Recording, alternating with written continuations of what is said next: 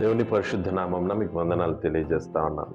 చాలా సందర్భంలో ఛాలెంజెస్ మన లైఫ్లో ఉంటాయి. How do you overcome this challenges? దేవుని యొక్క వాక్యంలో ఫిలిప్పీయులకు రాసిన పత్రిక 4వ అధ్యాయం 13వ వచనంలో చూస్తే, I can do all things through him who gives me strength.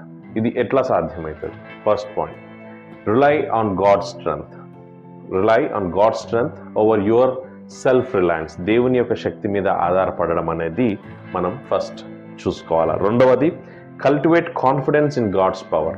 మనము కల్టివేషన్, వ్యవసాయం చేస్తాం కదా, అట్లా దేవుని యొక్క శక్తిలో మనంతకు మనము అది కల్టివేట్ చేసుకోవాలి. విశ్వాసాన్ని కల్టివేట్ చేసుకొని ఆయన శక్తి మీద ఆధారపడేటట్టుగా మనల్ని తయారు చేసుకోవాలి. మూడవది, face challenges as opportunities for growth. ఎప్పుడైతే ఛాలెంజెస్ వస్తాయో దాన్ని ఫేస్ చేయడం నేర్చుకోవాలి.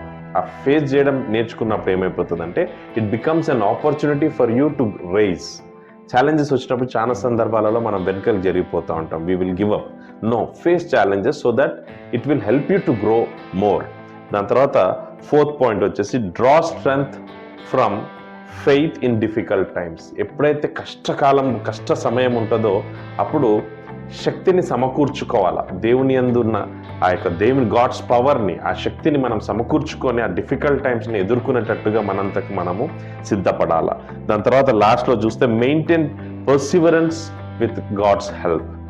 అంటే దేవుని సహాయముతో పట్టుదలను కొనసాగించడం, లేకపోతే దేవుని సహాయాన్ని తీసుకొని మనము ఆ యొక్క ఛాలెంజ్ పీరియడ్లో మనం నడుస్తున్నప్పుడు చాలా కష్టంగా ఉంటుంది. But we have to maintain that Perseverance. ఆ పట్టుదలను మనం వదలకుండా ముందలు పోతూ ఉండాలి. మేబీ ఎప్పుడైనా ఛాలెంజెస్ ఉన్నప్పుడు ఈ స్టెప్స్, ఒకవేళ ఈ 5 థింగ్స్ ఒకవేళ మీరు ఇంప్లిమెంట్ చేసుకుంటే లైఫ్లో, it will help you a lot. Thank you so much.